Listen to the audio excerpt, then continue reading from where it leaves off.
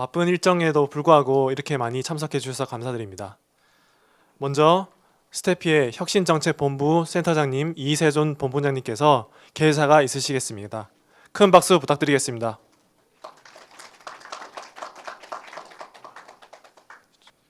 안녕하십니까.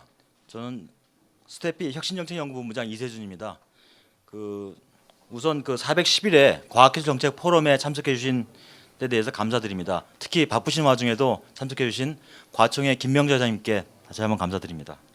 송종윤 원장님께서 지금 사실은 해외 출장 중이십니다. 그래서 제가 개회사를 대독하도록 하겠습니다. 과학기술정책연구원은 올해로 개원 30주년을 맞이하였습니다. 이를 기념하고자 기술경영경제학과의 후원으로 한국기술혁신연구의 현황과 과제라는 제목으로 심포지움 형식의 포럼을 개최하게 되었습니다. 오늘 포럼에서는 지난 30여 년간 수행된 한국의 기술혁신과 경영, 경제, 행정, 사회 분야에 대한 연구 발전 과정을 성찰하고 기술혁신연구의 새로운 전개 방향에 관한 논의를 하고자 합니다. 경영 경제 세션에서는 우리나라의 산업 발전 과정에서의 혁신연구 동향, 기업의 기술혁신 전략 연구에 대한 비판적인 고찰을 통해서 기술혁신 연구 현황과 과제를 살펴보게 될 것입니다. 또한 경제성장에 있어서 기술혁신의 의미와 역할, 포어사이트 연구 현황과 과제에 대해서도 심도 있는 성찰과 논의가 이루어질 예정입니다. 공공사회 세션에서는 지난 30여 년간의 공공연구 시스템의 발전 과정, 그리고 과학기술 행정체제의 거버넌스 연구에 대한 비판적인 고찰과 함께 과학기술과 사회연구, 그리고 사회문제 해결을 위한 혁신연구 현황과 과제에 대해서 발전적인 논의회장이 이루어질 예정입니다. 아무쪼록 오늘 포럼이 우리나라의 기술혁신 연구에 대한 비판적 고찰과 함께 미래지향적인 방향을 제시하는 계기가 되기를 기대하며 경영경제, 공공사회 세션의 주제 발표와 집중 토론에 참여하시는 모든 전문가 여러분, 그리고 과학기술정책 포럼에 참여해 주신 과학기술계 전문가 여러분께 다시 한번 감사드립니다. 감사합니다.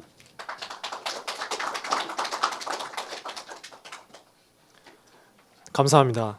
이어서 한국과학기술단체 총연합회 회장님 김명자 회장님 모시고 간단한 인사 말씀을 듣도록 하겠습니다. 큰 박수 부탁드리겠습니다.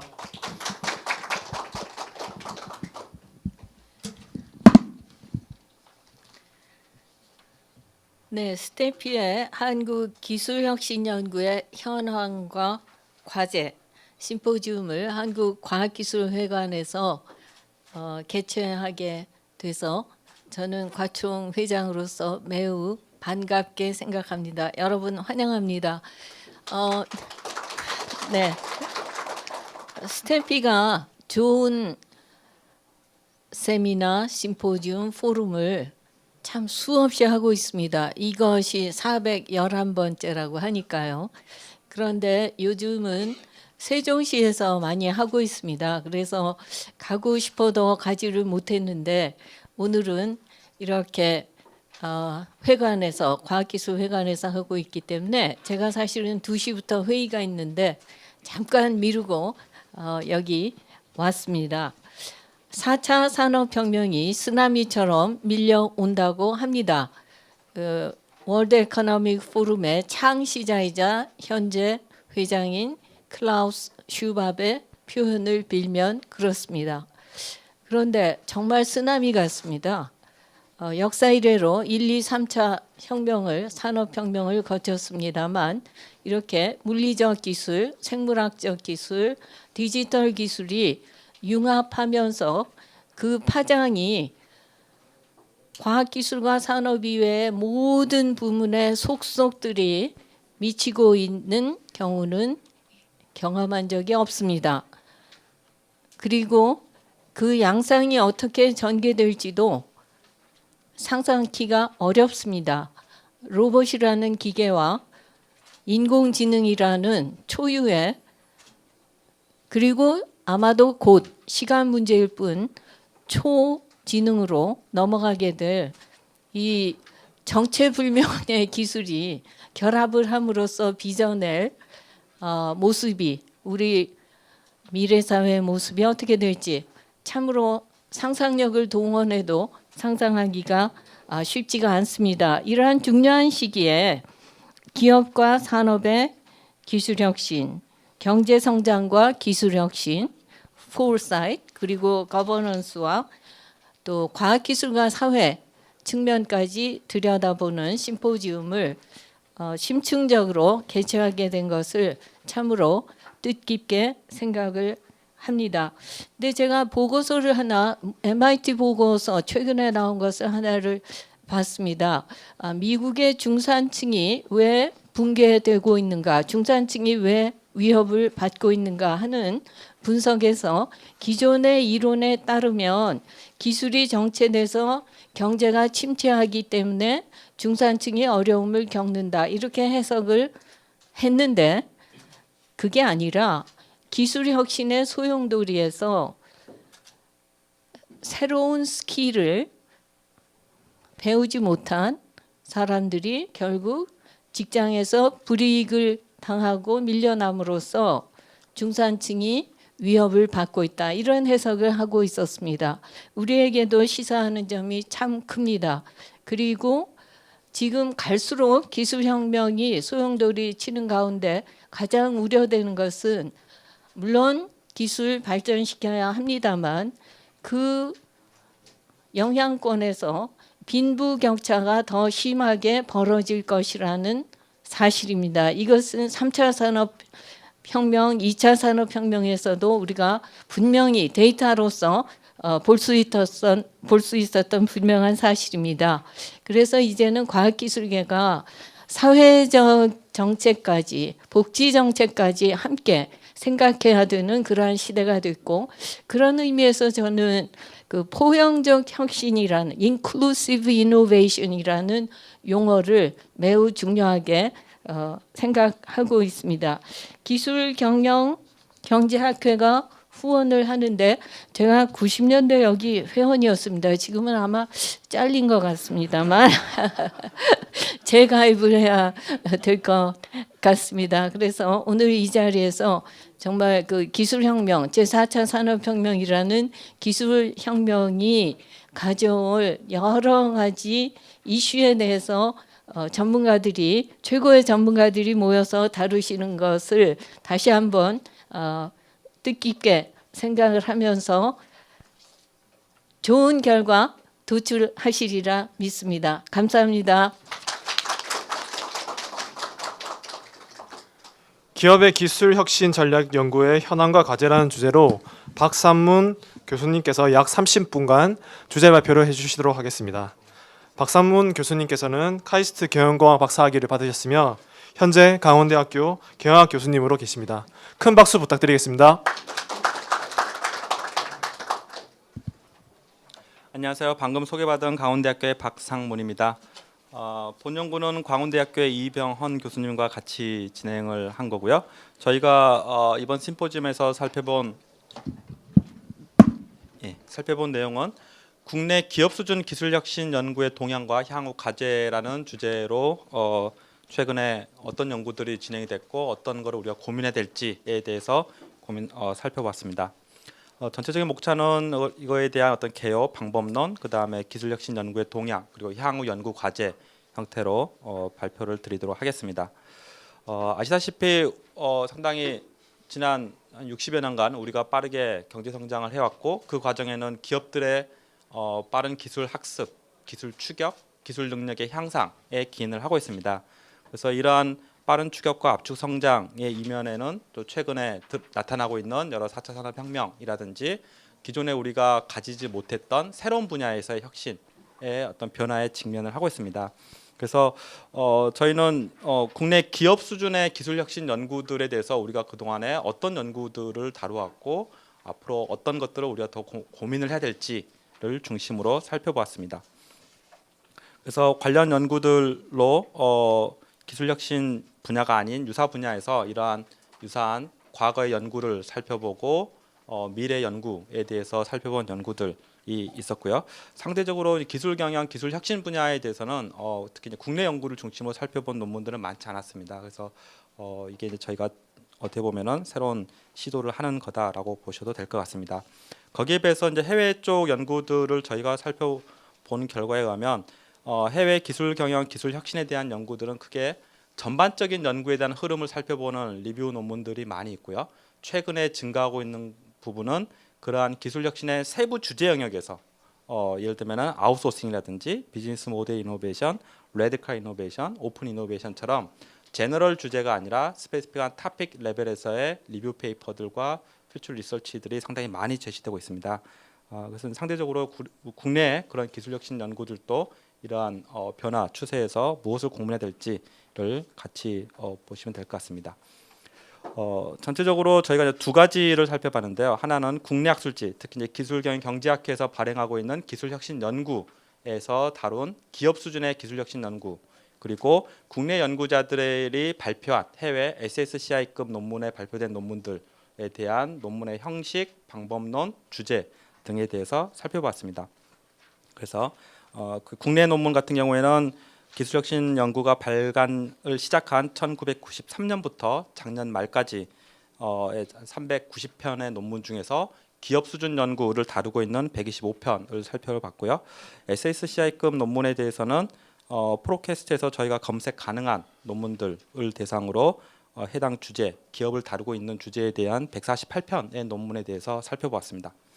그래서 저자나 연구 형태, 방법론적인 특성, 서작적 특성들을 먼저 살펴보았습니다. 기존의 연구들 중에서 대표적인 연구들을, 그러니까 리뷰 페이퍼 성격의 것들을 보면은 아후자의 2008년의 논문을 살펴보시면 기술 혁신의 투입 요소와 아웃풋에 영향을 주는 그동안의 연구들, 산업 구조, 기업 특성, 기업 내부 특성, 그다음에 제도적 요인들과 관련되어 있는 연구들을 상당히 정리를 잘 해두었습니다. 그래서 이러한 틀을 염두에 두고 그동안의 국내 혁신 연구들이 어떤 형태로 진행이 됐는지를 살펴봤습니다. 유사하게 아담스의 2006년 논문도 비슷한 연구 프레임워크를 따르고 있고요. 또 좀 더 실무적인 측면에서 유럽 산업기술진흥협회 쪽에서 발간하고 있는 기업들을 위한 혁신의 프로세스의 관점에서도 비슷한 세부 주제들을 다루고 있고요. 비슷하게 가장 일반적으로 다루기에는 인풋, 프로세스, 아웃풋의 프레임워크가 어떤 주제를 다룬 기술혁신과 다루고 있는 주제를 가장 광범위한 분류 체계가 아닌가라고 생각이 됐습니다.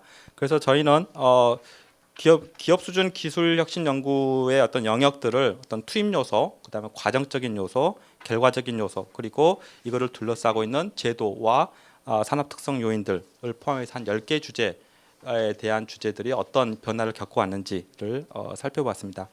양적인 측면에서 봤을 때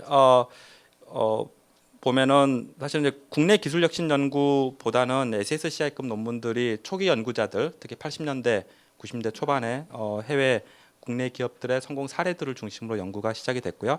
2010년 정도까지는 국내 연구 기술 혁신 연구에 게재된 논문이나 해외에 게재된 논문 수의 편수의 양적 측면에서 큰 차이가 없었는데 2010년 이후부터는 오히려 국내 학술지보다는 해외 학술지에 훨씬 더 좀 많이 실리는, 물론 이게 이제 기술 혁신 연구만에 초점을 뒀기 때문에 뭐 그런 모습도 있겠지만 최근 들어서 해외 학술지에 상당히 기술 혁신 연구 관련된 논문들이 많이 실리고 있다라는 것을 발견을 했습니다.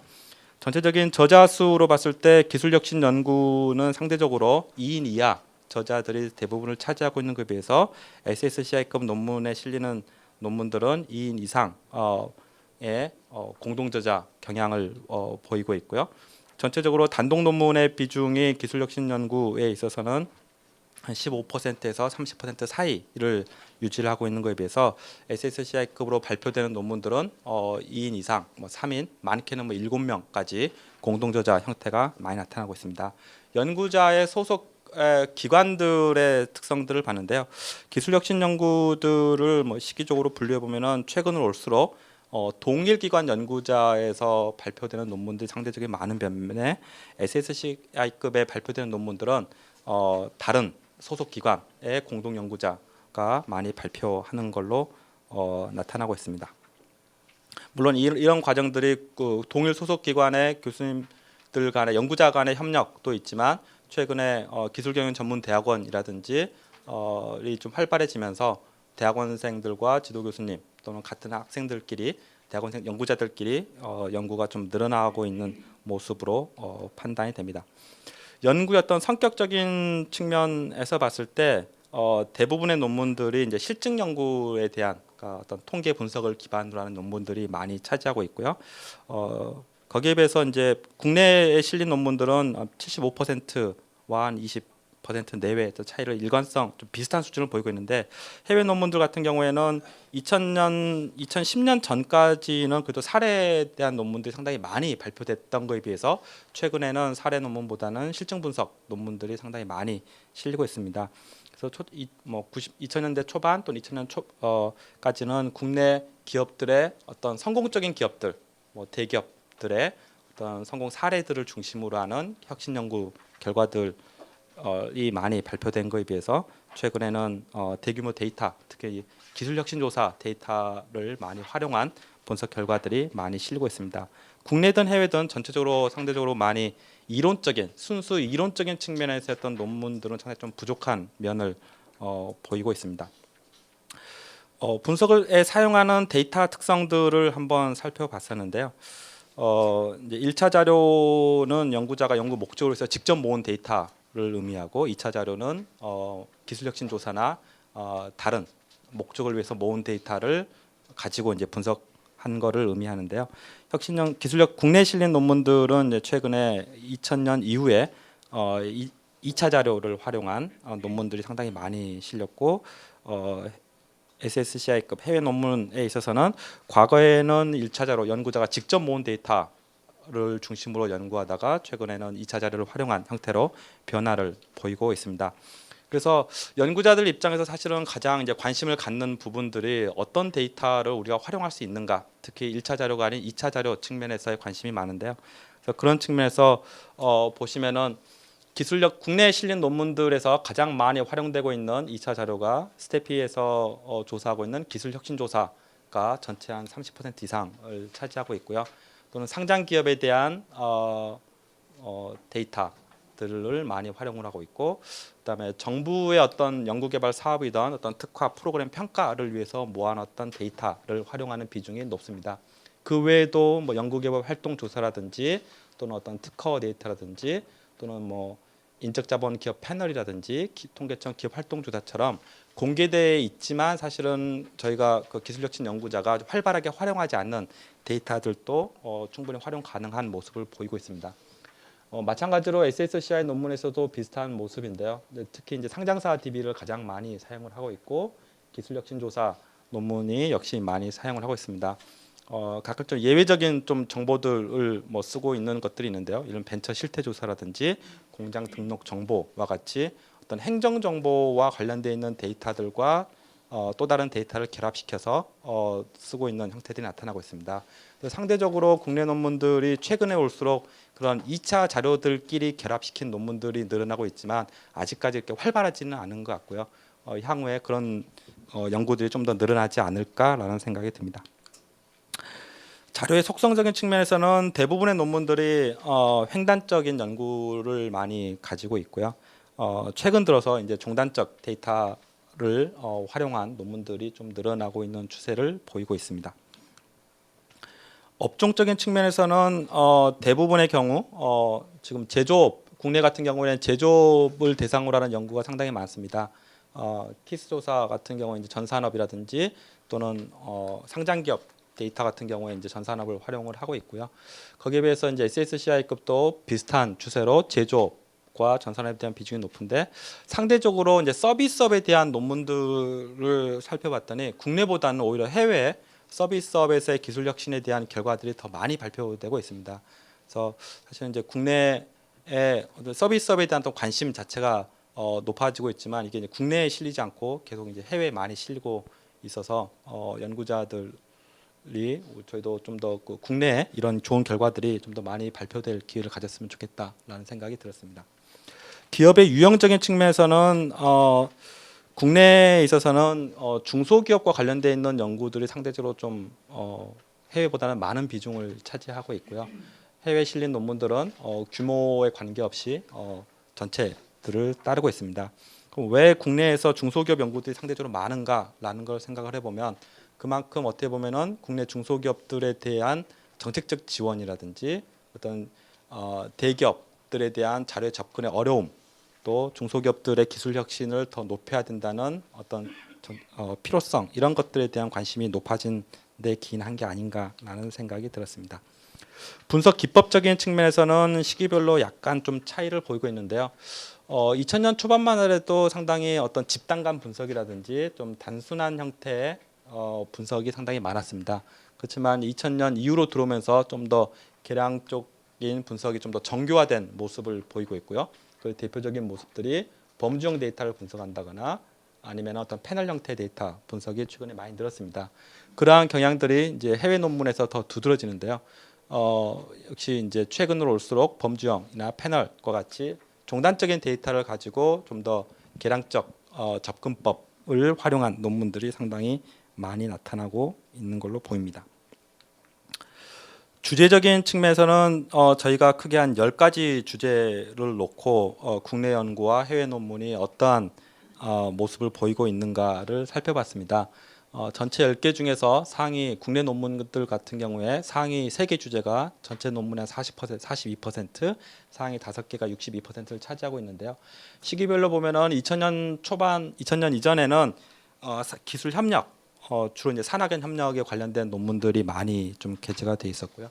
2000년대에서는 캐칭업이나 기술 학습과 관련된 주제들이 상당히 많이 실렸고, 다시 2010년 이후에 다시 이제 기술 협력, 역시 이제 산학연 협력과 관련된 주제들이 다시 많은 관심을 가지고 있는 걸로 나타났습니다.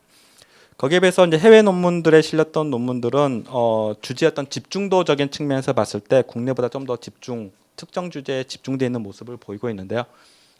상위 5개, 3개 주제 전체 논문의 절반을 차지하고 있고, 상위 5개 주제가 전체 논문의 72%를 차지하고 있었습니다. 2000년 이전에 가장 많은 관심을 가졌던 게 어떤 기업들의 전략 유형에 따른 혁신의 차이라는 혁신 전략이나 캐칭업 관련된 주제들이 많이 관심을 보였고요. 2000년대에도 역시 이제 기술 경쟁 전략적 측면에서의 주제들, 그리고 2010년 이후에 이제 본격적으로 해외 논문에 많이 실리고 있는 게 날리지 서치와 관련돼 있는 논문들이 상당히 많이 실리고 있습니다. 이게 이제 2006년도에 라슨 앤 솔터의 오픈 이노베이션의 서치의 뎁스 앤 브레스 논문이 실리면서 이 분야 논문들이 전 세계적으로 엄청나게 늘었는데요. 그게 이제 국내 연구에서도 비슷한 경향을 보이고 있다라고 생각이 됩니다. 그리고 양쪽의 주제들을 이제 한눈에 좀 비교하기 위해서 상위 어떤 주제들이 많이 쓰였는가를 앞에 표를 한번 같이 놓았습니다. 그래서 이제 상위 5개 주제들을 놓고 양쪽에서 비교를 해보면 이제 우선순위가 약간씩 좀 차이가 있는 것 같고요. 국내 논문에 있어서는 상대적으로 혁신적인 조직의 운영 방식이나 정부 지원 효과에 대한 논문이 좀 더 상대적으로 많은 거를 차지하는 것에 비해서 해외 논문 쪽에 실린 논문들을 보니까 뭐 캐칭업이라든지 신제품 개발과 관련돼 있는 뭐 국제 공동 연구라든지 이런 논문들이 좀 더 많이 실렸습니다. 혁신 전략이나 지식의 탐색, 기술 협력과 관련되는 주제들은 양쪽 모두에서 공통된 주제로 다뤄져 왔고요. 그 상대적으로 지금 그 국내 논문들이 이제 정부 지원 효과에 대한 논문들이 상대적으로 많이 나타나고 있는데요. 이게 어떤 정부 지원의 기술 혁신 또는 R&D 지원 사업의 정책적 효과와 관련되는 논문들이 상대적으로 많이 있습니다. 그래서 그런 논문들이 주로 해외보다는 국내에 좀 더 많이 게재되었다라고 보시면 될 것 같습니다. 연구의 어떤 주제적인 측면에서 시대별로 90년대, 2000년대, 2010년대에 어떤 주제들이 다뤄졌고 어떤 특징의 변화들을 한번 정리를 해봤습니다. 1990년대 국내 연구에서 많이 실렸던 게 주로 산학 협력과 관련되어 있는 논문들, 특히 산학 협력의 동기와 성과에 대한 논문들이 많이 있었고요. 또 혁신 조직 운영에 대한 연구들도 많이 실렸는데 주로 이제 프로젝트 관리, 조직 내에서 어떻게 R&D 프로젝트를 선정하고 관리할 것인가에 대한 논문들이 많이 관심을 가졌습니다. 거기에 비해서 이제 해외에 게재되어 있던 논문들은 대부분 성공한 국내 선도 기업들이 어떻게 후발 기업에서 선도 기업으로 기술 학습을 이뤄냈는가, 캐칭업에 대한 얘기, 기술 학습에 대한 얘기들을 많이 다뤘고요. 또 어떤 기업들의 전략 유형에 따라서 혁신의 방법의 차이에 대한 또는 성과의 차이에 대한 연구들이 이 시기에 많이 실렸던 걸로 나타나고 있습니다. 방법론적인 측면에서 주로 1차 자료를 활용한 집단 간 비교 또는 기초적인 회귀 분석을 주로 많이 활용을 했습니다. 2000년대 들어와 가지고 국내에 많이 실렸던 논문들은 해외에서 국내 기업들의 어떤 기술 추격이나 기술 학습에 대한 것들의 좀 더 세분화된 모습들이 국내 연구에 실렸습니다. 예를 들면은 특정 기술 영역에서의 세분화된 기술 추격의 경로라든지 아니면은 기술 학습의 방법론에 대한 것들을 좀 더 세분화된 형태로 나타나기 시작을 했고요. 기술 창출 쪽에서의 뭐 특허를 그러니까 혁신의 아웃풋 측면에서 어떤 요인들이 혁신의 결과를 만들어내는가, 또 혁신의 활동들이 정말로 기업 가치에 기여하는 것인가에 대한 논문들이 2000년대 국내에서 많이 실렸고요.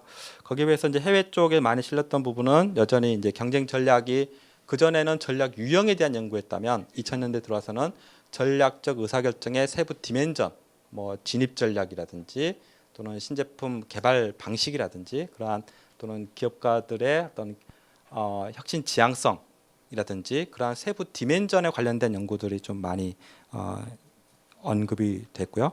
또 신제품 개발 과정에 대한 국제 비교 연구들이 2000년대 상대적으로 많이 관심을 가졌습니다. 방법론적 측면에서 이제 국내에서 이제 본격적으로 기술 혁신 조사 데이터들이 이제 공개가 되면서 이 데이터를 활용한 연구들이 양쪽으로 이제 엄청나게 많이 증가를 했고요. 이때까지만 하더라도 해외 실린 논문들은 주로 이제 1차 자료 중심의 기술 혁신 조사를 활용한 논문들이 본격적으로 나오지는 않았던 걸로 판단됩니다. 2010년 들어와서 국내 연구에서 이제 다시 이제 기술 협력에 대한 연구들이 또 가장 이제 주목받는 연구로 대두가 됐는데요. 이 경우에는 과거에는 기술 협력을 왜 하는가, 과연 성과가 있는가라는 연구가 90년대 연구의 기술 협력 연구의 주 관심이었다면 2010년대 들어와서 기술 협력의 주 관심은 누구랑 협력할 것인가, 협력의 파트너를 어떻게 선정할 것인가, 그 파트너와의 관계가 혁신에 어떤 영향을 미치는가, 파트너의 선정 영향 요인, 다양성 등등의 이게 버티컬, 호리젠탈 파트너에 대한 논의들을 얘기가 됐고요. 혁신 전략에 있어서도 혁신의 프로세스 또 조직의 어떤 내부적인 디멘전에 대한 것들이 주 관심을 가지고 있었습니다. 해외 연구에 실렸던 논문들은 주로 지식의 탐색, 그러니까 2006년 라센 솔터의 논문 이후에 나타나고 있는 조직 내 지식의 탐색과 지식의 창출의 영향 요인에 대한 연구들이 본격적으로 이제 해외에 게재되기 시작을 했고요. 주로 오픈 이노베이션이라는 주제로 많이 다뤄지고 있습니다. 또 해외 논문에 상대적으로 이제 서비스 관련된 서비스 업에서의 기술 혁신 또는 서비스 쪽에서의 어떤 전략들에 대한 논의들이 이 시기에 본격적으로 이루어졌습니다. 그래서 기술 혁신 연구가 국내에 실린 논문들과 해외 논문들 을 보면서 이게 어떤 특성을 가지고 있는가, 또 우리는 앞으로 무엇을 해야 될 것인가라는 거를 고민을 해봤습니다. 저희가 고민하기에 우리의 어떤 기술 혁신 연구가 기법적인 측면에서는 엄청난 많은 발전을 한 것 같다. 그렇지만 이론적인 측면에서는 정체된 게 아닌가라는 고민이 들었습니다. 그러니까 최근에 어떤 정량적, 계량적 분석이라는 것들의 어떤 분석 테크닉적인 측면에서는 해외 추세를 많이 저희가 발전이 됐기 때문에 거기에 비해서 어떤 이론적 모형이라는 측면에서는 독자적인 이론 모형보다는 해외 연구들의 리플리케이션이 많이 반복되는 게 아닌가. 그거는 결국 우리의 혁신 연구의 어떤 이론적 정체가 2000년 이후에 많이 정체되어 있다라는 생각이 들었습니다. 또 한편으로는 그러다 보니까 이제 제한된 공개 데이터, 특히 전체 논문의 뭐 한 40% 가까운 논문들이 한국기술혁신조사의 데이터에 의존하고 있다. 그러니까 이게 어떻게 보면 엄청난 연구자에게는 기회였지만 오히려 그 데이터가 가지고 있는 한계 때문에 연구의 어떤 그 발전이 상당히 좀 어려움을 겪고 있는 형태가 아닌가라는 생각이 있고요. 또 공통적으로 나타나고 있는 부분이 개별 기업의 내부 프로세스에 대한 심층적 사례라든지 특정 산업에서의 동태적 변화를 우리가 이해할 수 있는 그런 자료의 개발과 분석에 상대적으로 미흡한 것 같다. 이건 이제 해외 어떤 연구 동향과 비교했을 때 논의로 생각하시면 될 것 같습니다. 그래서 향후에 우리가 무엇을 해야 될 것인가에 대해서 크게 한 4가지 영역으로 한번 생각을 해봤습니다. 기술혁신 주제별 심화 연구, 이론 기반 연구, 한국형 기술혁신 이론 개발, 연구 방법론적인 측면에서 기술혁신에 저희가 10가지 세부 주제를 나누는데요. 이 세부 주제들이 각각 이 해외에서 다루고 있는 해당 주제 연구 동향과 뭐 유사하게 가는 부분도 있지만 상당한 괴리감을 보이고 있는 부분들도 있습니다. 예를 들면 인풋 영향 요인에 대한 주로 이제 누가 투자를 많이 하느냐에 대한 얘기인데요. 이런 연구들 같은 경우에는 상당히 비슷한 모습을 보이고 있는데 일부 이제 최근에 뭐 비헤비어럴 퍼스펙티브에서 얘기하는 성과의 피드백이라든지 또는 산업이나 지역의 스피ル오버 이펙트와 같은 것들의 어떤 논의들이 최근에 시도되고 있지만 향후에 좀 그런 게 더 필요하지 않을까. 또 프로세스 측면에서 우리가 기술 협력 연구가 양쪽으로는 많지만 그 내용을 들여다보면 대부분 산학연 연구에 너무 치중돼 있다. 실제로 혁신 연구의 전체적인 추세가 기업 간 협력이 더 많음에도 불구하고 우리가 자료의 접근성이라든지 이런 어려움 때문에 기업 간 얼라이언스에 대한 연구가 사실상 거의 뭐 정체돼 있거나 연구가 거의 안 돼 있는 상태이고요. 또 최근에 얘기되고 있는 기술 혁신의 결과를 주로 저희가 보고 있는 거는 뭐 특허의 창출이라는 관점에서만 보고 있는데 새로운 다른 측면에서의 특허의 어떤 퀄리티라든지 아니면은 다른 의미의 특허 말고 다른 기술 혁신에 대한 매저먼트는 과연 없는 것인가?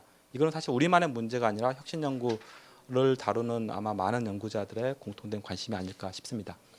이론 중심형 연구에서는 사실 기술 혁신과 관련되는 많은 연구들이 상당히 다양한 큰 이론, 작은 이론들을 가지고 있습니다. 하지만 저희가 살펴본 국내나 해외 국내 연구자에서 기업 수준 연구들이 이런 이론적 근거와나 배경과 연결성이 상당히 좀 취약한 모습을 보이고 있는 것 같고요.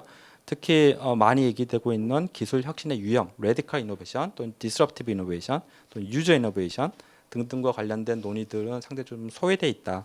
또 혁신 연구에서 사업화에 가장 중요하다고 언급되고 있는 컴플리멘터리 에셋, 보완 자산이라든지 오픈 이노베이션 이런 것들이 근데 부분적으로 저희가 이용을 하고 있지 이게 체계적인 연구의 영역으로서 제대로 다뤄지고 있지 않는 모습을 좀 보이고 있고요.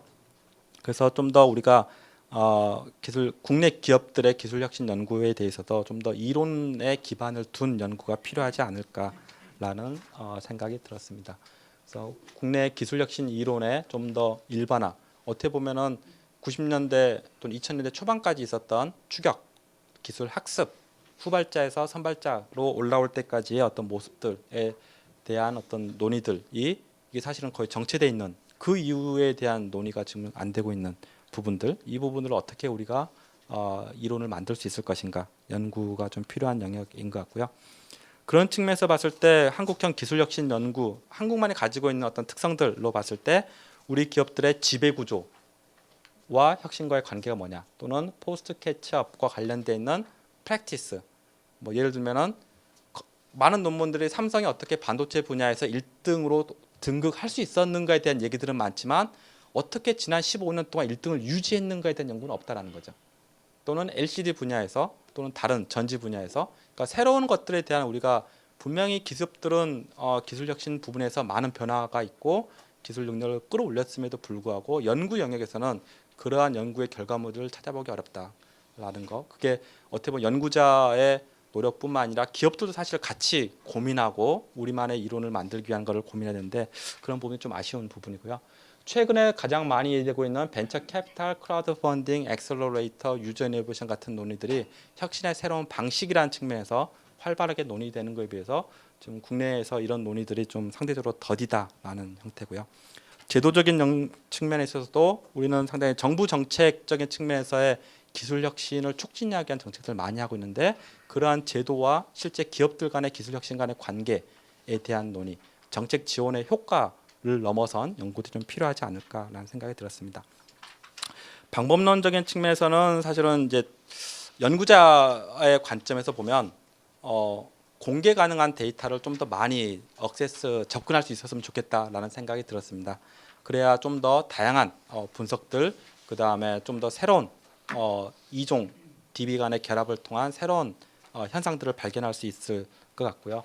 동시에 기존 DB 안에서의 새로운 방법론의 개발, 측정 도구에 대한 것들도 필요하다. 또 방법론적인 측면에서 조금 더 내부적인 내용이 필요할 것 같고요. 어떻게 보면은 기술혁신 연구가 좀 더 우리가 나가려면 새로운 현상에 대한 새로운 데이터에 대한 발굴에 대한 노력이 좀 더 필요하지 않을까. 이거는 혼자만의 노력으로는 안 될 것 같아요. 그래서 어떤 뭐 스태피뿐만 아니라 어떤 이러한 분야에 관심 있는 분들이 좀 같이 협력을 해서 뭐 업종 단위이건 제품 시장 단위이건 좀 이러한 데이터를 만들기 위한 노력 그리고 거기에 대한 가치를 인정하고 공유하는 노력들이 기술혁신 연구를 좀 더 활성화시키고 풍부하게 하는 데 도움이 되지 않을까 이런 생각이 들었습니다. 여기까지 저희가 국내 기술혁신 연구 기업 수준의 연구에 대한 고찰을 살펴봤고요. 정리하다 보니까 사실은 가야 할 길이 상당히 멀다라는 생각이 들었습니다. 상당히 많은 연구자들이 많은 연구 결과를 냈음에도 불구하고 그것보다 더 많은 노력들이 사실은 변화가 그만큼 더 빠르기 때문에 저희 연구자들이 좀 더 열심히 해야 되지 않을까 그런 생각을 했습니다. 이상으로 발표를 마치도록 하겠습니다.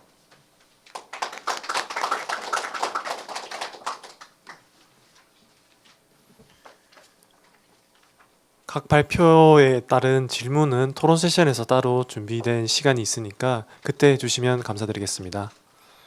이어서 한국산업혁신연구의 현황과 과제라는 주제로 정재용 교수님께서 약 30분간 발표해 주시도록 하겠습니다. 정재용 교수님께서는 영국 서세스 대학교에서 과학기술정책학 박사학위를 받으셨으며 현재 카이스트 기술경영학과 교수님으로 계십니다. 큰 박수 부탁드리겠습니다. 방금 소개받은 정재용입니다. 먼저 제 그 주제를 발표하기 앞서 일단 제가 그 산업혁신연구의 현황과 과제를 리뷰하는 동안에 저뿐만 아니라 이제 대전세종연구원에 있는 황일환 박사님과 같이 이제 진행을 하게 됐습니다. 제가 이 현황과 과제라는 리뷰를 맡게 됐을 때 첫 번째 생각나는 거는 매우 참 영광스러운 일이었다라고 이제 먼저 감사의 말씀을 드리고 싶고, 또 하나는 지금까지 선배님들이나 혹은 같은 연구 동료자 그리고 또 후배들이 이제 걸어왔던 그 족적을 또 리뷰하는 입장이 참 저는 기뻤고, 또 한편으로는 또 죄송했다라는 생각이 좀 들더라고요. 죄송했다라는 의미는 뭐냐면 그만큼 우리가 혁신 연구에 대한 갈무리에 대한 연구들이 많이 없었던 것 같다라는 그런 미안함과, 또 하나는 많은 이제 선배분들이나 같은 연구 동료자나 혹은 또 후배들이 많이 연구를 했음에도 불구하고 저희들이 리뷰한 거는 시간적 제약 때문에 한 100편 정도밖에 수용을 못했습니다. 그래서 저희들이 혹시 이제 풀 원고를 받으셨을 때 혹시 나는 이 정도 연구를 했는데 왜 내 이름이 없지? 이런 거 섭섭함도 있을 거라고 저는 생각이 드는데 먼저 사과의 말씀을 드립니다. 제가 그럼 먼저 한 30분 정도 간단하게 발표를 드릴 텐데요. 아마 모든 내용을 다 제가 일일이 설명하기에는 아마 주어진 시간이 부족하지 않겠나라는 생각이 드는데 한번 간략간략하게 요점 중심으로 말씀을 드리고 나중에 풀 페이퍼가 나오면 아마 다 받아보실 수 있을 것 같습니다. 먼저 제가 발표드릴 내용은 크게 이제 세 가지 관점에서 세 가지를 말씀드리고자 합니다. 산업혁신 연구에 대한 리뷰를 어떤 관점으로 볼 것이냐라는 것이 되게 중요할 것 같고요. 그 다음에 그 관점이 어느 정도 도출이 되고 나면 거기에 이제 후속으로 따라오는 질문들이 있겠죠. 그 질문들을 통해서 지난 30년 동안 해왔던 그 족적을 한번 리뷰해보는 두 번째 단계를 했었고요. 비록 30년 동안 진행해 왔음에도 불구하고 모든 것이 완벽하지는 않습니다. 물론 아까 이제 박 교수님도 말씀하셨지만 기업 레벨에서도 앞으로 해야 될 연구들이 꽤 많고, 또 산업 연구에서도 또한 많은 리서치 갭들이 존재합니다. 그런 것들을 한번 도출해 보고자 했던 것이 세 번째 오늘 발표입니다. 첫째 출발은 이제 문제의식이죠. 아마 여러분도 다 아시는 얘기입니다만은 우리나라는 매우 빠른 추격을 달성을 했고, 그 어떤 기술적 능력의 결과로서 나타나는 것들이 이제 특허의 지표로 하나로 말씀드릴 수 있는데, 그중에 보면 저희들이 1990년도에는 미국에 출원한 특허 국가 순위에서 한 16위 정도 저희들이 기록을 했고요. 그다음에 2015년에 와서는 저희들이 매우 빠른 속도로 추격을 하면서 현재는 이제 세 번째로 가장 많은 특허를 출원하고 획득하는 국가로서 인식이 되고 있습니다. 그러한 그 기술적인 배경에는 또한 그것이 산업으로까지 확장이 되는데 그 산업은 또 저희들이 잘 아시지만 반도체 혹은 자동차 이런 대량 생산 중심의 어떤 경쟁 우위를 창출했던 산업도 있고 또 최근에 와서는 대량 생산 제품과는 혹은 산업과는 조금 다른 분야의 어떤 과학기술 기반의 산업들이 또한 연구들이 진행되고 있고 경쟁력 우위를 지금 차지하고 있습니다. 그런 의미에서 저희들이 그만큼 이제 산업 분야에서 빠른 추격을 달성했다라는 것이 특허를 통해서도 나타날 수 있고요. 또 하나 우리가 좀 눈여겨봐야 될 것은 물론 중국의 추격이겠죠. 중국의 추격은 또한 우리가 달성하는 속도보다는 더 빠른 속도로 지금 추격을 하고 있는 것 같습니다. 특허 이제 랭킹을 보시더라도 꽤 빠른 속도로 추격하고 있다라는 걸 알 수 있을 것 같습니다. 이러한 그 중국의 추격과 그리고 또한 한국의 빠른 추격 이런 속에서 우리는 모든 것이 순탄하진 않았다라는 것이죠. 그중에 하나 키워드가 지금 많이 회자되고 있는 R&D 패러독스죠. 투자는 선진국으로 우리가 달성했음에도 불구하고 우리의 연구개발 성과는 그렇게 만족한 성과들이 나오지 않는 그런 패러독스를 현재 경험하고 있고요. 또 하나는 우리나라가 고부가 가치 산업으로 전환하는 과정에서는 그 이행 과정이 순조롭지 않은 것도 우리가 많은 사례를 통해서 나타나고 있습니다. 또한 이뿐만 아니라 다양한 주제들이 지금 현재 그 산업연구에서 지적하고 있고 그런 것들을 한번 여러분과 같이 공유해 보고자 합니다. 지금 이제 저희들이 리뷰를 했을 때 크게 세 가지 관점에서 저희들이 이제 보려고 합니다. 우리나라의 산업들이 발전해 나가면서 혹은 시장 경쟁력을 차지하면서 우리의 산업학자들은 산업 연구를 어떤 관점에서 진행을 했는가, 어떤 문제들이 가장 궁금했었는가, 혹은 국내외 학자들이 과연 한국의 어떤 기적이라고나 할까요? 그 빠른 추격에 대한 궁금증들은 어떤 틀에서 지금 제기하고 있었나, 그걸 한번 보고자 했던 거고요. 그다음에 두 번째는 지금 저희들이 산업 연구를 하다 보면 여러 가지 쟁점들이 이제 나타나기 시작합니다. 물론 한 가지 방향으로만 갈 수 없고 항상 그 쟁점적인 것들이 나왔는데 그 쟁점은 이제 리뷰어의 관점에서 보는 거기 때문에 쟁점들을 저희 나름대로 한번 세 가지 쟁점으로 한번 정리를 해봤고요. 그다음에 마지막으로는 이러한 그 논문을 리뷰하고 난 다음에 이제 앞으로 이제 남은 숙제가 무엇인가, 그 숙제 중에는 리서치 갭도 있고 또 어떤 방향으로 우리가 산업 연구를 진행해야 된다라는 그런 방향성도 지금 제시하고자 하는 것입니다. 이러한 그 문제의식에는 저희들 두 가지 중요한 지적 자산을 저희들이 한번 결합하고자 했습니다. 하나는 이미 이제 1990년대 이제 유럽을 중심으로 해서 과학기술 정책이나 과학기술 혁신 정책을 연구하시는 분들이 모여서 나름대로 이제 개발하고 있는 이론들이 이제 시스템 관점의 이론들이죠. 그 중에는 국가혁신 시스템 이론도 있고, 그다음에 산업혁신 시스템 이론도 있고, 지역혁신 시스템 이론도 있고, 이런 것들이 이제 다양하게 시스템 관점에서 보려고 하는 산업의 연구들이 90년대서부터 진행이 되어 왔습니다. 거기에는 가장 중요한 지적 자산들이 결국에는 파빅 교수님과 그다음에 이제 말라바 교수님과 오제니고 교수님들이 개척해 왔던 산업혁신 이론의 그 지류를 저희들이 하나 이제 결합을 시키고요. 또 하나는 후발국 관점에서 추격 이론을 저희들이 같이 결합을 해보고자 했습니다. 하나는 우리나라의 산업에 대한 이해에 가장 중요한 초석을 깔아주신 분들이 이제 고 김인수 교수님, 고 이진주 교수님들이 꽤 저희들이 이제 앞으로 나가야 될 방향이 중요한 등대 역할을 해주셨고 또한 큰 빛을 비춰주셨습니다. 이제 그런 면에서 산업혁신 시스템 이론과 그리고 우리나라의 학자들이 한국을 보는 시각에서의 추격 이론들을 결합을 시켜서 결국에는 저희들이 이제 관점과 질문을 도출하게 됐습니다. 그래서 첫 번째는 추격국의 산업혁신 과정의 특성과 그 추격의 패턴은 무엇인가라는 것이 질문이었고요. 또 두 번째는 산업적인 어떤 기술적 지식 기반 특성이 가지고 있는 그 특성이 추격 과정에는 어떤 영향을 미치는가? 이거는 이제 여러분도 아시는 이제 얘기입니다만 왜 특정 산업이 우리나라는 잘 되고 특정 산업은 결국에는 왜 실패를 거듭하는가라는 그런 질문도 또한 여기 해당이 될 수 있을 것 같고요.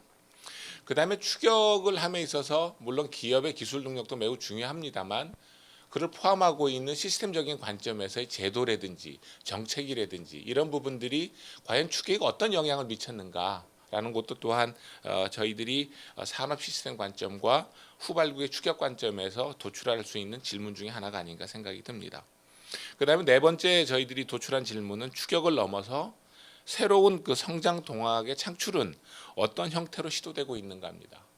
물론 이제 정부도 또한 현재 기업도 중국의 추격 혹은 이군의 추격 그리고 저희들이 더 이상 대량 생산 제품에서의 인풋의 레버리지를 할 수 있는 한계의 어쩌면 도달함에 따라 우리는 과연 어떻게 전환을 마련해야 될 것인가, 어떻게 선도형으로 가야 될 것인가 이런 부분들에 대한 고민을 하고 있습니다. 또한 학자들도 이러한 관점에서의 어떤 연구 질문들이 도출될 수 있지 않을까라는 것으로 말씀드리고 싶습니다. 역사적인 관점으로 한번 보면 1980년대서부터 조금 거슬러 올라가면 저희들이 볼 때는 크게 네 가지의 어떤 그 지류를 통해서 어떤 한국의 산업혁신 연구에 강이 만들어지지 않았나라는 생각이 드는데요. 첫 번째는 1980년대서부터 우리나라는 기술 도입에서 새로운 기술을 조금씩 역량을 확보하는 단계에 저희들이 출발하게 됩니다. 그런 과정에서의 많은 학자들은 우리나라는 어떤 기술 능력의 어떤 축적 과정을 거쳤는가에 대한 질문들이 꽤 많이 언급이 됐었고 1980년대서부터 그런 연구들이 많이 진행이 됐다고 판단이 됩니다. 그 이후에 1990년대서부터는 대량 생산 제품에서의 경쟁 우위에 대한 탐구도 꽤 많이 진행이 됐었고요. 또한 반면에 또한 다른 산업으로서의 그 확장도 많이 가고 외연으로서의 확대가 좀 진행이 되고 있었습니다. 그러니까 90년대서부터는 반드시 대량 생산 제품만 해당되는 산업만 연구하는 게 아니라 혹은 그렇지 않은 산업들도 또한 연구들이 1990년대서부터 꽤 진행이 되었다라는 것이 진화 과정의 어떤 주요 특징이 하나고요. 그 다음에는 세 번째 그 2000년대서부터는 시스템적 관점에서 산업 발전 패턴에 대한 고찰들이 진행이 됩니다. 아까도 말씀드렸다시피 혁신 시스템에 대한 그 이론들은 1990년대서부터 시작하게 됐고 그것이 한국까지 넘어오는데 한 10년 정도 걸린 것 같긴 해요. 10년 이후에 많은 학자들이 단일 요소 기술에 대한 관점을 조금 넘어서 좀 큰 그림으로 메소 레벨이나 매크로 레벨에서 보는 시스템 관점에서의 산업 발전 들을 조금씩 이제 연구를 시작을 했고 그것이 아마 2000년대서부터 출발되지 않았나 생각이 듭니다. 그다음에 2005년서부터는 민간 부분과 공공 부분에서의 모두 추격형 혁신을 넘어서기라는 부분들이 좀 연구가 진행되지 않았나라는 생각이 드는데 그 중에 하나가 이제 탈추격일 수도 있고요. 또 하나는 전환 연구도 될 수도 있는 것이고 그리고 공공 부분의 어떤 새로운 역할 그 역할로서의 어떤 응용 연구에서 원천 연구에 대한 역할들 이런 부분들도 또한 추격형 혁신을 넘어서기 하나의 연구의 일환이 아닌가라는 관점에서 크게 네 가지의 지류들이 저희들이 진행해 왔고 이것이 아마 한국 산업혁신 연구의 큰 진화 과정이 아닌가라는 생각이 듭니다. 앞으로 제가 80편 정도 좀 부족하긴 합니다만 원포인트 요약을 좀 드리면 골프에도 원포인트 레슨이 있긴 합니다만 연구에도 원포인트 레슨이 있을 수는 없습니다만 한번 요약을 해드리면 지금 근한 30년 동안의 우리 추격을 중심으로 한 산업 연구는 메커니즘에 대한 연구입니다. 어떻게 추격 과정을 달성을 했는가라는 내부적인 메커니즘에 대한 연구인데 그것이 다양한 산업에서의 기술 역량, 축적 과정에 대한 궁금증이 꽤 많았고요. 그 다음에 그 축적 과정에는 반드시 이제 학습을 어떻게 했는가 그 학습 과정에 대한 연구들도 꽤 진행이 됐었고 그 학습 과정에서의 시스템적인 관점으로 보면 어떻게 네트워크를 구성을 해서 학습을 단축시켰고 또한 산업의 경쟁력 우위를 달성하게 됐고 이런 부분들이 포괄할 수 있는 어떤 메커니즘에 대한 연구들이 지금 이제 많이 연구들이 됐던 것 같고요. 그 다음에 두 번째는 이 패턴에 대한 겁니다. 우리가 사람을 볼 때 어떤 패턴이 있다라는 것도 성격의 어떤 타입도 있듯이 그런 것처럼 우리나라가 다른 나라에 비해서 혹은 아시아가 빠른 추격을 달성했을 때 어떠한 특이성의 패턴이 무엇인가라는 것이 꽤 연구들이 많이 진행이 됐습니다. 그것은 시간이라는 것을 축을 두고 시간의 흐름에 따라 우리가 보여줘 왔던 행위나 결과들을 요약해 본 것이 패턴들이 나타나게 되는데 그 패턴에 대한 연구들이 꽤 많이 진행이 됐었던 것 같고요. 그 다음에는 그 산업 연구에 있어서도 보면 우리나라가 잘하고 있는 산업에 대한 스페셜라이제이션이죠. 그쪽에 대한 연구들이 꽤 많이 진행이 돼 있었고 또 반면에 다른 산업에 대한 연구도 많이 진행을 했습니다. 대량 생산이 아닌 또 이 비대량 생산적인 제품이라고 얘기하는 복합 시스템 제품도 진행이 됐고 복합 시스템 제품뿐만 아니라 또 다른 제품에서도 대량이 아닌 왜 실패를 하는가? 정부가 그만큼 꽤 오랫동안 투자를 했음에도 불구하고 혁신의 성과가 나타나야 되는데 그 부분들이 나타나지 않는 이유가 무엇인가 이런 실패적인 관점에서도 연구들이 조금 진행이 됐다고 생각을 합니다.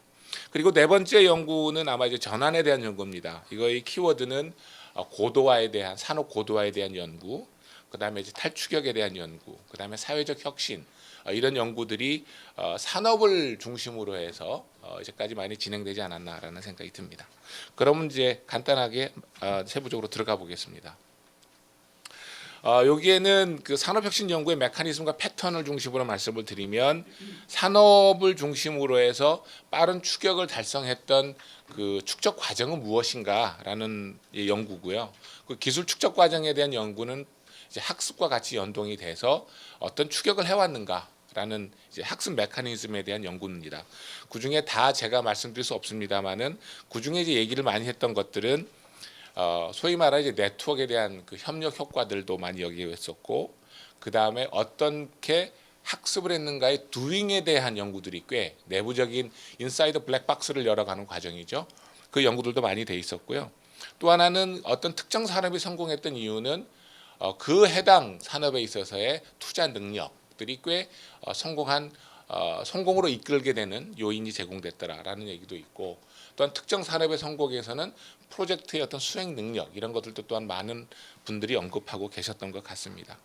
또 하나는 그 패턴적인 관점에서 보면 크게 이제 세 가지 관점에서 요약될 수 있는데 우리가 이제 선진국에서 어떤 제품을 만들어서 시장까지 가다 보면 거기에는 초기 개발 단계, 그 다음에 또한 생산 단계, 그다음 시장까지 론칭하는 그런 단계들이 이제 프로덕트 라이프 사이클이라고 하는 그런 그 중요한 어터백 교수님이 얘기했던 이론인데요. 그런 프로덕트 라이프 사이클 관점에서 보는 산업 연구들이 많이 진행이 됐습니다. 우리가 어떤 산업에 우리가 성숙 단계에 들어간 산업이 무엇이었고 그다음에 새롭게 도미넌 디자인 단계에서 또 들어간 산업은 무엇이었고 또 새롭게 선진국과 동일하게 원천 연구를 중심으로 해서 태동되는 산업은 무엇인가라는 PLC 관점에서 되는 연구들이 꽤 진행이 됐던 것 같고요. 그다음에 이제 스테이지 모델입니다. 저희들도 애가 태어나면 유아기를 거쳐서 청소년기, 중장기까지 이제 진행을 하고 있는데 그것이 타임 베이스에서 스테이지는 어떻게 진행이 되어 왔는가 이런 연구들이 이제 꽤 많이 됐습니다. 그런 면에서 보면 옆에 있던 부분들이 이제 여러 학자들이 이제 말씀하셨던 단시간 프레임 속에서 단계별로 어떻게 진행을 해왔는가, 갔는가라는 연구들이 꽤 많이 제시되었고 산업 관점에서 또 이런 그 단계 모델이 또 많은 학자들에서 외국에 소개되기도 하였습니다. 그다음에 이런 스테이지 모델이 또 경로라는 관점도 이제 언급이 되고 있는 것이죠. 이거 다 이런 시간축을 두고 경로나 혹은 단계나 혹은 제품의 어떤 시간의 어떤 축에 따라서 이런 연구들이 많이 진행이 되었습니다. 그다음에 이제 산업 특화와 탈추격 이런 부분들인데요. 산업 같은 경우에는 크게 이제 이런 얘기가 말씀드릴 수 있을 것 같습니다. 우리가 이제 실질적으로 누적성을 가진 기계 산업들 같은 경우에는 이행기에서 유동기로 진화를 하고 있더라라는 것이고 전자산업 같은 경우에는 좀 더 이제 기술적 전문화를 가져오는 연구들이 이제 제시되기도 했었고요. 그 다음에는 또 하나는 산업 같은 경우에 특화를 하더라도 어떤 또 다른 산업을 진행하는 과정에서도 보면 제도적인 능력들이 꽤 부족을 해서 실패하는 산업도 꽤 많았다라는 얘기죠. 그런 의미가 이제 복합 시스템 제품에서 많이 나타나고 있는 연구들이기도 합니다. 이런 자본주의 연구들도 마찬가지인데요. 결국에는 복합 시스템 제품 산업 같은 경우에는 기술적으로 성공을 했지만 시장 확산에는 실패한 경우가 꽤 많습니다. 우리나라 산업 연구에 있어서. 이제 그런 부분들이 이제 산업 연구를 하시는 학자들이 볼 때는 이건 단순하게 기술적인 문제냐? 물론 대량 생산 제품 같은 경우에는 최고의 가격으로 최고 품질을 내놓으면 그것은 분명히 시장에서 반응을 합니다. 또한 시장에서 어떤 것을 가져갈 수 있고요. 그러나 반면에 복합 시스템 제품 같은 경우에는 그렇지 않은 경우가 꽤 많았다라는 것이죠. 그래서 앞으로 우리가 산업 연구를 할 때 이런 이슈들을 좀 반영해야 되지 않겠는가라는 것이 나중에 말씀드릴 수 있는 포인트 중에 하나일 것 같습니다. 또 하나는 이제 그 산업 특화와 탈추격 관점에서 또 하나의 보는 것은 패턴 이런 부분인데요. 어떤 지역적인 부분 이런 것들도 또한 말씀드릴 수 있을 것 같습니다. 지금 이제 추격을 넘어서 전환기에 대한 연구들도 꽤 이제 많이 연구들이 진행되고 있고 아까 말씀드린 것처럼 뭐 전환기에 관련된 키워드를 업그레이딩이라든지 뭐 포스트 캐치업이라든지 이런 것들이 언급되고 있는 것이고요. 그 다음에는 또 하나는 그 신산업 부분으로서의 어떤 혁신 시스템으로 전환 이런 부분도 또한 산업 쪽에서 많이 이제 제시되고 있고 연구되어 왔던 연구들이 아닌가라고 생각이 듭니다. 그럼 이런 연구들을 한번 긍정적으로 우리가 봤을 때 이제 조금 비판적인 시각으로 간단히 말씀드릴 수 있을 것 같아요. 크게 이제 그 네 가지 관점에서 좀 비판적으로 볼 수 있는 이슈들이 있는데, 그럼 한국의 산업 혁신의 특성은 과연 무엇인가? 어떻게 진화를 했는가를 많은 학자들이 이제까지 제시한 연구들에서 비판적 관점으로 볼 수 있는 게 무엇인가라는 걸 말씀드릴 수 있을 것 같고요.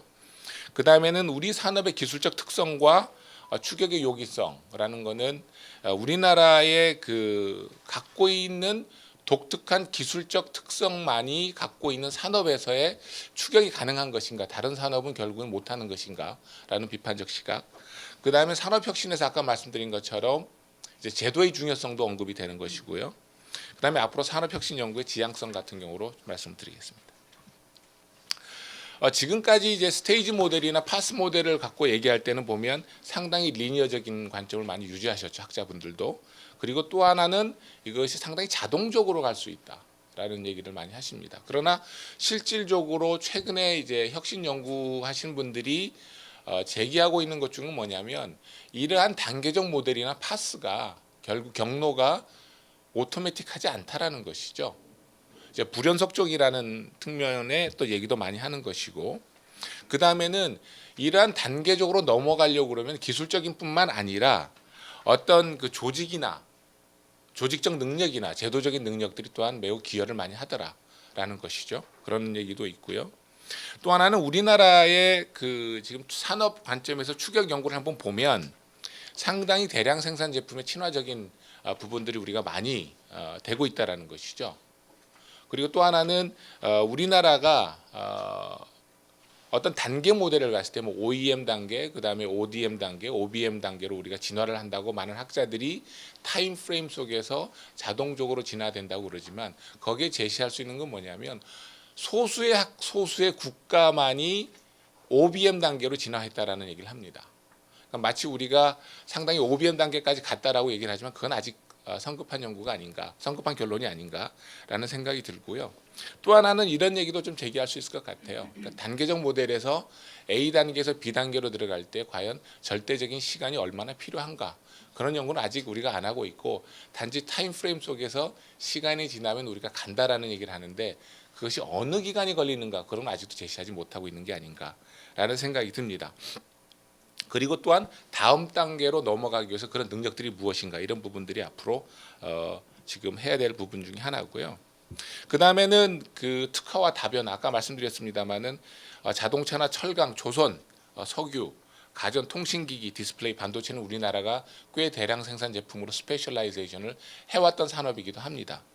그러나 최근에 와서는 대량 생산 제품과 다른 특성을 가진 산업군에서의 어떤 성과는 꽤 미흡하다는 것이죠. 요게 이제 초기에 이제 임채선 교수님이 연구하셨던 부분에 보면은 기계제어 컴퓨터 산업 같은 경우에 보면 상당히 우리가 대량적인 거에서는 기계 제품에서도 잘하지만 그렇지 않은 부분에서는 우리가 결국에는 성공을 못하더라. 혹은 반도체 내에서도 비메모리 같은 경우에는 실패를 계속하더라. 뭐 이런 부분들이 그런 산업 연구를 좀 다변화하는 연구들이 진행되고 있었던 것 같습니다. 그 다음에는 그 산업 부분 간의 혁신성의 차이, 그 다음에 점유율 확대가 기술 경쟁력의 괴리라는 부분인데요. 이 얘기는 뭐냐면 우리나라가 기술적인 역량을 확보했다라고 많이 얘기를 하고 있음에도 불구하고, 그리고 또한 시장적으로 우리가 시장적인 어떤 국제적인 시장에서 우리가 많은 부분을 차지하고 그다음에 파일을 늘려감에도 불구하고 여전히 우리나라는 설계 능력이나 혹은 기술적인 기술 도입 이런 부분들을 계속 증가하고 있다라는 것이죠. 이런 산업 부분에서의 시장 점유율 확대와 기술 경쟁력 사이의 괴리는 계속 존재하고 있다. 이런 부분이 좀 있는 것 같고요. 그 다음에는 아마 이제 그 나중에 정준호 교수님이 또 이 부분도 말씀해 주실 거라고 저는 생각이 드는데, 어쩌면 우리나라의 산업에 특화되는 부분은 여전히 대량 생산 제품일 확률이 되게 높다라는 얘기를 하는데, 그렇다면 실질적으로 우리가 공급지향적인 제품의 산업과 그 다음에 수요지향적인 제품의 산업을 우리가 비교를 해본다면 상당 부분 우리가 그 실패를 하고 있는 산업들에 보면은 대개 수요지향적인 산업들은 되게 실패를 많이 하더라는 겁니다. 반면에 공급지향적인 제품 같은 게 성공을 많이 하더라, 이런 부분들이 있는 것 같습니다. 그 다음에는 그 투자와 제도라는 관점에서 우리가 좀 보면 지금 현재 우리나라는 이제 R&D 패러독스라는 걸 경험하게 되죠. 실질적으로 투자는 GDP 대비 OECD에서 꽤 높은 1위죠. 라는 걸 차지하고 있음에도 불구하고 우리나라의 연구개발 성과의 사업화라든지 혹은 뭐 사이테이션이라든지 그다음에 기술 도입의 감소 이런 것들은 결코 나타나지 않다는 것이죠. 이런 부분들이 이제 그 코리안 패러독스라는 측면이 좀 있긴 한데요. 이런 부분에서의 우리가 한번 좀 관심을 갖고 해야 될 거는 기술적인 능력도 중요하지만 또한 투자에 대한 부분들이 있지만 앞으로 우리가 제도적인 관점도 꽤 중요하다라는 것을 한번 다시 한번 말씀드리고 싶습니다. 제가 몇 분 남았나요? 5분이요? 네, 알겠습니다. 또 하나는 이제 진화적 특성에서 추격과 탈추격, 기술 추격론은 이제 이근 교수님과 그 제자들, 동료들이 꽤 많은 부분들을 얘기를 하고 있는데, 여기에 이제 특징 중에 하나는 추격은 되게 숏사이클 중심으로 가더라, 이제 라는 얘기를 많이 하시는 것 같고요. 또한 시간 관계상 많이 말씀 못 드리겠습니다만 이것도 또한 정준호 교수님이 약간 중첩되는 부분이라 좀 생략하도록 하겠습니다. 또한 이제 탈추격 관점에서는 실질적으로 기술과 조직과 제도의 공진화가 결국에는 우리가 산업 고도화의 조건이 아닌가라는 걸로 말씀을 드리고요. 그다음에 앞으로 향후 연구 과제의 방향성 같은 경우에는 크게 5가지 관점에서 우리가 좀 봐야 될 거다라는 걸 말씀드리고 싶습니다. 국민 경제 차원에서 보는 산업 혁신에 대한 고도화 이런 부분도 또한 필요할 것 같고요. 두 번째는 그 산업 혁신의 고도화의 전환 가능성. 예를 들면 과연 우리가 모든 산업이 이렇게 전환이 가능할까라는 부분들을 좀 더 심도 있게 질문을 던지고, 어떤 산업이 어떤 제품의 아키텍처를 갖고 있는 산업이 앞으로 전환 가능이 잘할 때일까, 이런 부분 또한 연구가 돼야 될 것 같고요. 그다음에 이제 추격의 어떤 그늘, 다크 사이드에 대한 이노베이션 같은 경우인데, 이런 것들도 또한 우리가 앞으로 이제까지 대기업 중심으로 성장해 왔던 추격 관점에서 좀 더 그 다른 관점에 대한 그 연구들이 또한 진행이 될 거라고 보고요. 그 다음에는 이제 산업혁신의 기술적인 요인, 비기술적인 요인들이죠. 아까 말씀드린 것처럼 제도적인 능력 이런 부분들이 앞으로 전환기에 매우 중요한 연구들이라고 생각을 할 것 같고요. 그 다음에 이제 산업혁신 연구에서 우리까지 해왔던 이제까지의 어떤 특징들은 대량 생산 이런 부분들의 산업에 많이 이제 집중되어 왔습니다만, 좀 더 사회적 혁신 혹은 다양한 관점의 산업들이 있는데, 그런 부분들을 또 서비스 산업도 마찬가지입니다만 그런 다양한 관점의 이 산업들의 연구들이 있고, 또한 그 가치들을 우리가 포용해서 산업 연구들이 있어야 되지 않겠나 생각이 듭니다. 제가 시간 관계상 개별적으로 이 연구들을 말씀드려야 되는데, 이거는 그냥 제가 나눠드린 유인물로 대체하도록 하겠습니다. 그리고 이제 제가 마지막으로 이제 접근했던 방법은 그게 이제 리뷰의 관점과 이제 질문을 도출했고 그다음에 우리가 어떤 관점에서 산업 연구들을 많이 진행해왔나라는 걸 말씀을 드렸고요. 그다음에 마지막으로 앞으로 어떤 연구들을 산업 연구에서 진행해야 될까라는 관점으로 말씀을 드렸습니다. 이상 발표를 마치겠습니다. 감사합니다.